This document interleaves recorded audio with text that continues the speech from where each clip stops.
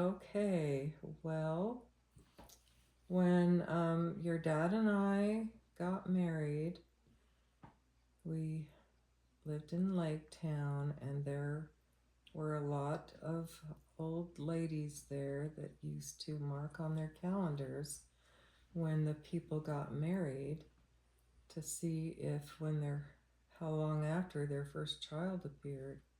Isn't that so? Yeah. So I'm sure we have proof somewhere that you were not conceived before we were married, because you came about 11 months after we did. And I remember, like, when I went to the doctor, I didn't know for sure how it all worked, when they figure out when your birth date would be, but they got it all entirely wrong, because they had you coming the first part of August, and you didn't show up till nearly the last day of August. And so, but they didn't even think then about starting you early, trying to start you. They're just like, you're not ready. And so one day, like on the 30th of August, I started having what I assumed were contractions. And when your dad came home from work, then I told him, and so he went and got cleaned up, and we headed into the hospital. And of course, when I got in there, they said, "Oh, this is your first baby. You're gonna be in here for a long time." And I'm like, "Oh no, I don't want to be in here for a long time." And it was pretty, like, they don't prepare you for what they do to you before you have a baby. So I was pretty, like, messed up about all that stuff, and it was kind of not very fun, all the things they made you do. Then they checked me out, and the doctor was a newer doctor, and he had this is the first time I had been to him, and he had a big stake meeting to go to. And so he said, "Well, you'll be fine till I get back from the meeting." And he left to go to the meeting, and like almost immediately after, I started feeling like, everything has changed, and they checked me. And so you tell them, Brant, what you had to go do. I can't really remember unless you give me a Oh, hint. you don't remember that? Oh my No. heck. I, So that was before they even gave doctors pagers or anything. So oh, they sent, now do you remember? had to go find him. Had to go to the tabernacle and get him out of the stake meeting to come to the hospital. And then I wanted to say one other thing. Uh, we lived in Lake Town, Utah, when we got married, because that was where I lived before I went on the mission. But before you were born, Carrie Ann, we had moved here to Bennington because I started working out at Soda in March of '73, and that was when we moved here to Bennington. So yeah, I do remember now getting the doctor out of his church meeting to go see if they could get something done with getting this baby girl here. So finally, the doctor shows up, and I was like fully ready to have a baby, but you would not come. And I just remember that was terrible. Like it was an hour of pushing and trying to get you to finally come out. And I was always thankful to that doctor because people would say things like, well, that was really, quick for a first baby. And he said, yeah, but it was quite terrible for, the end of it. So, and that's what I thought too. So, And you guys, like, was there epidural at this point or anything? Or was, like, this was technically an unmedicated birth, right? they, there were no epidurals, but they gave you some kind of weird shots that were supposed Mm-hmm. to help with, but Do you feel like it did anything? no. Right. No. And I actually don't know if I know this. Did you know the gender before? No. Okay, so you didn't know whether you're having a little girl or a little No, boy? we did not. A little schmary or a little not? We did not know. Did you have a guess? Yeah. And I somehow always guessed right. So you like thought you would have a little girl? Yeah. Grandpa, did you have a guess? Not that I remember. Right. You got to realize how old I am now, and I can't remember things. That's okay. Grandma's got it all on lock. Yeah, she does. Yeah. So, no, and you had a lot of dark hair when you were born, which really surprised me. But it didn't stay, like it kind of all fell out and came back blonde. But you did have dark hair when you were born. And I just remember I just thought you were so beautiful. I wanted you to have a beautiful name. And there was a girl that I went to school with whose name was Carrie. And also, I loved Brent's grandma was Carrie. And I loved the movie Carousel, and I always wanted to name my girls after the girls in that movie, Julie and Carrie. And so, I was just going to say, and there was a song back then that I really liked.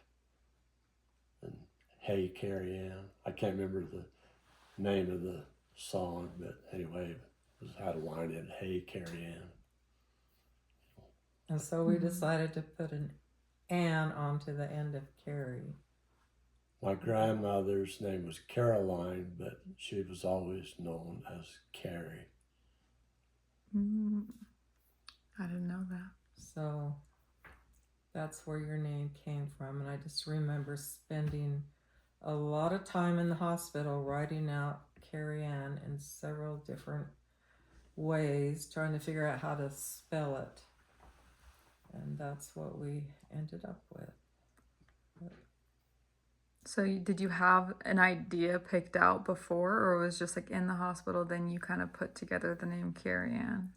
Well, I'd always kind of thought about it before. But do you remember her stats when she was born? Like how much she weighed and all that? I think she was like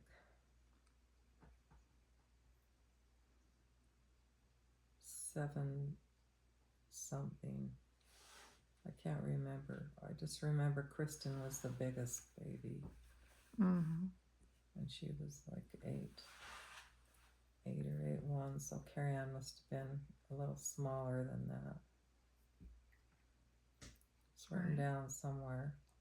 And how long were you guys like in the hospital for before you got to bring her home? We stayed in the hospital a lot longer back then. I think it was like 3 days, maybe. And what was it like coming home? It was shocking to... Did you guys sleep? No, we did not. And neither did she for a long, long time. And she still doesn't. I'd hear other people say, oh, my baby slept all night. I'm like, mine is a year old and she still doesn't sleep all night. But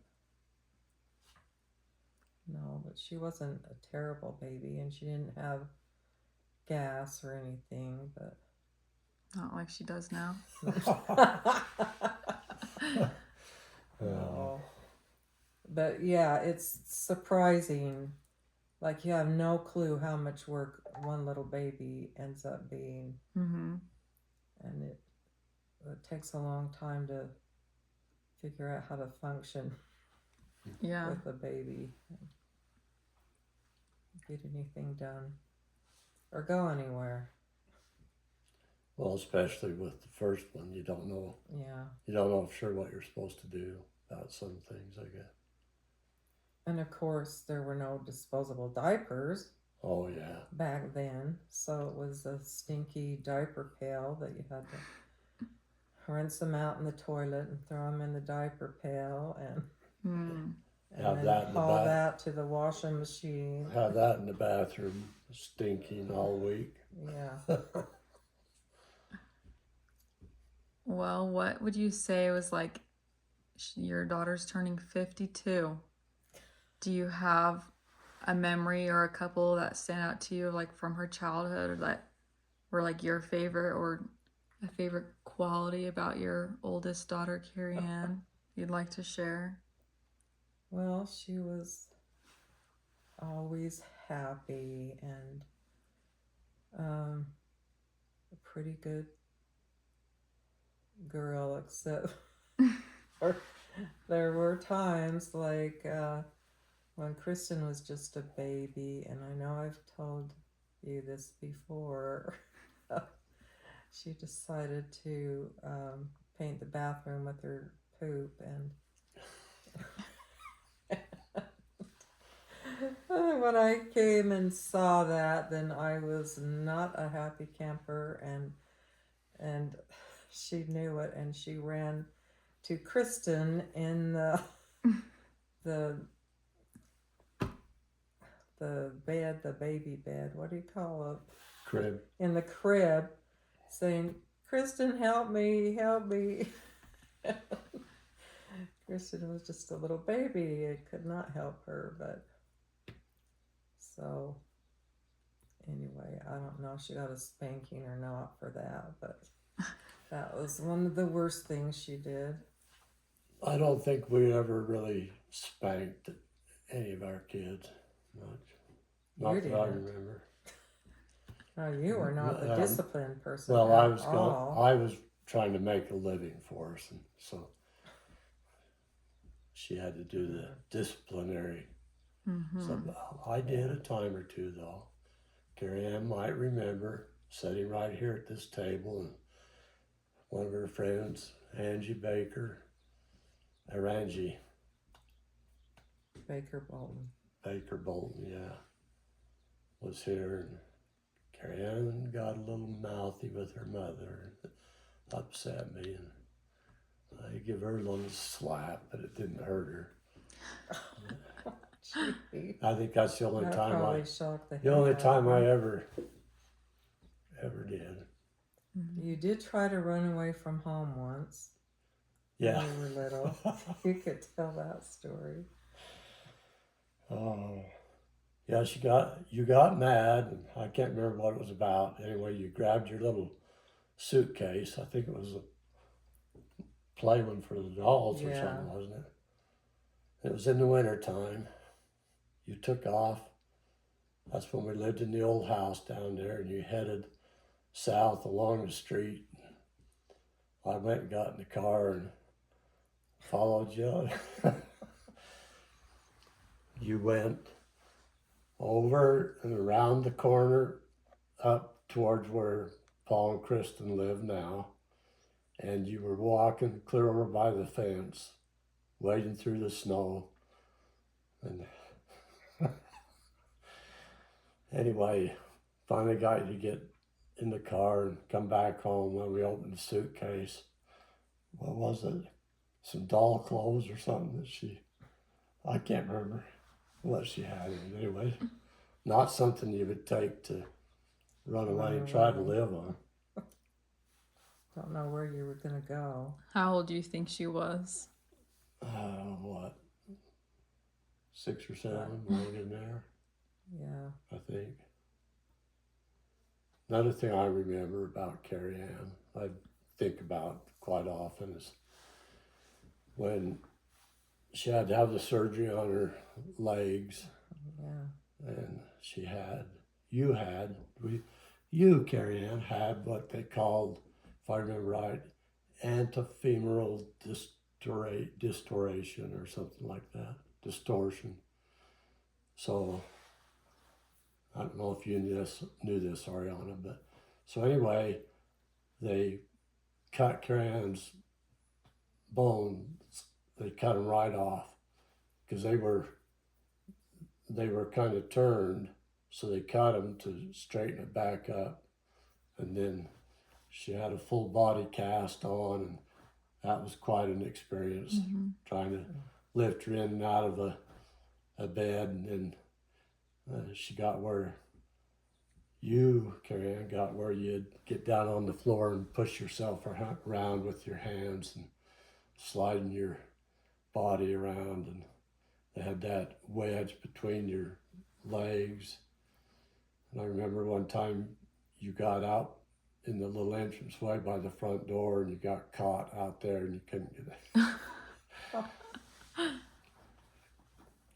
get back out. And anyway, that was quite a project during that period of time when you had that Yeah. happen to you.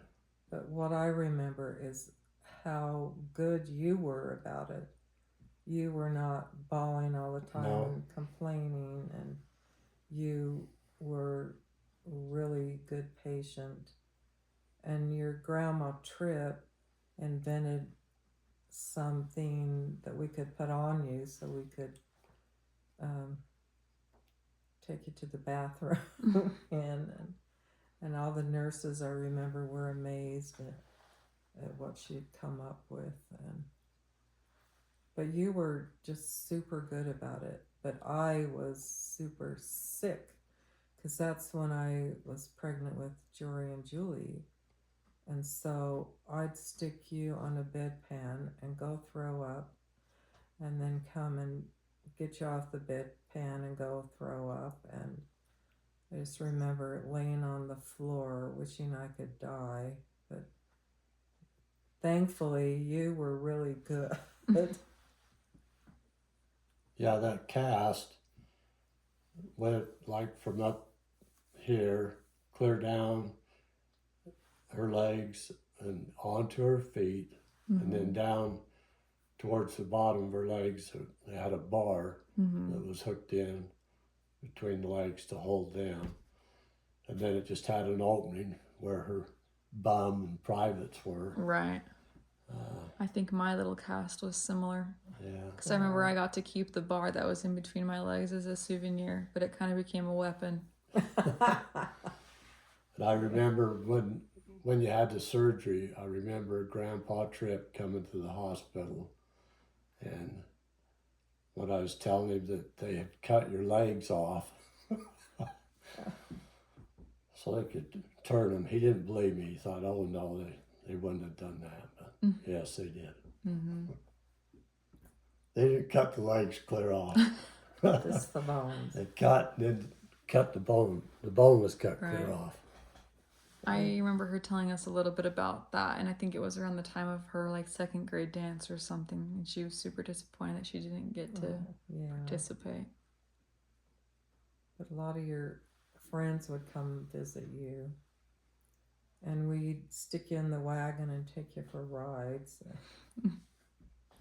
But yeah, you were super good. You didn't complain and bawl. I was just amazed. All right, my last little question is, like, being her parents, what's been your favorite part about watching her be a parent and now a grandparent too? Yeah, that's fun to see that. And like, I was glad that I got to go be there to see some of it and to help after. But yeah, it's been really fun to see how she's done and handled everything. I've just thought a lot about you, Carrie Ann, how you're always so willing to help your children and do so much work trying to keep things going, cooking and cleaning and all the things that you do, where you see some mothers who kind of just lay back and let the world go by. But so I've been proud of you for the fact that you keep up with things and try to keep improving your own life, and just been a good mother, good daughter, good grandmother. Mm-hmm. You've done well. And you're always so good natured and fun to be around. It's always, I don't know why I'm crying. It's always like, oh yeah, Carrie Ann's coming home. It's just fun to have you here. Be around you, because you are just a fun person to be with and be around.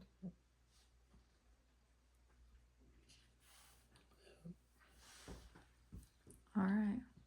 Okay. Well, we'll see you Well, later, Carrie Ann. Happy birthday. Yeah. We love you. We love you, Carrie Ann. And that's our story, and we're sticking to it. All right. Love you, Mom. Happy birthday.